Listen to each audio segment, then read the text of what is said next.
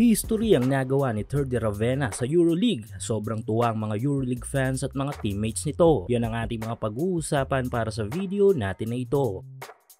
Patuloy ang magandang performance na ipinapakita ng team ng ating kababayan na si Teddy Ravenna sa EuroLeague na BC Dubai. Dahil sa ngayon ay hawak nila ang impressive record na 9 na panalo at 3 talo na magpapasok sa kanila sa top 5 top seeded team this ABA League season. Ngunit sa kabila nga ng magandang mga numero ng Wool team ay tila hindi nga nila nagagamit ng gusto ang lahat ng kanilang mga malalaro. Isang patunay na nga dyan ay ang ating kababayan na si Teddy Ravenna na sobra pa sa limitado ang mga binibigay ng mga minuto sa game sa kanya. Sa kanyang 9 games na nilaro ay 9 minutes lamang ang total minutes nang naging playing time niya dito. Ang masaklap pa nga sa 9 minutes na yan ay hindi man lang mabigyan ng maganda-gandang mga plays ang ating kababayan. Well, siguro nga ay malaking factor ang pagkakapareho ng posisyon ni Teddy at ng import ng Dubai. At ngayon maliban kay Teddy ay kumuha pa ng siya ng point guard ng Dubai sa pagkatao nga yan ni Wael Arakji ng Lebanon. Pero tila worry no more dahil naging mabisang tandem ang dalawa para sa Dubai. Dahil din dito kay Arakji ay nakagawa ng history si Teddy bilang purong Pinoy na unang nakagawa ng puntos dito sa EuroLeague. Sa naging blowout win ng Dubai kontra sa team ng Mornar Barsko sa final score na 104-66 ay naitala ni Teddy ang kanyang first ever points. Nakapagtala si Teddy sa game na ito ng 4 points at 1 steal. 2 minutes and 30 seconds ng 4th quarter mula dito sa ongoing pa rin ang promo para sa mga sports fans. Kung mahilig ka sa basketball, local man o international,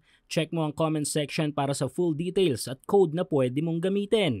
Assist ni Wael Arakji ay nagawa ni Teddy ang kanyang first 2 points sa liga. Sigawan ng crowd dahil nga sa first ever points na ito ni Teddy sa EuroLeague. Even nga mga mismong teammate ni Teddy ay talagang masaya dahil nga sa unang pagkakataon ay naitalanan nito ang kanyang unang puntos sa kanilang team. And one ang play na ito at successful namang nagawa ito ni Ravenna. Last 40 seconds ay another opportunity sana para sa additional points kay Teddy na magmumula ulit sa pasa ni Arakji. Kaso na-foul ito ng kalaban. Pero makakakuha ng 2 free throw ito, 1 out of 2 throw ang nagawa ni Ravenna.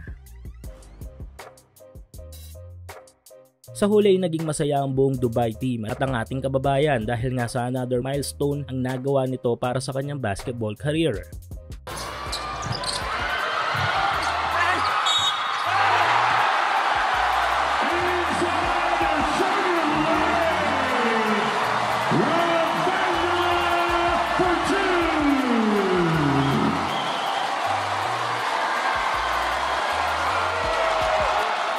Well, keep it going for next week's birthday boy.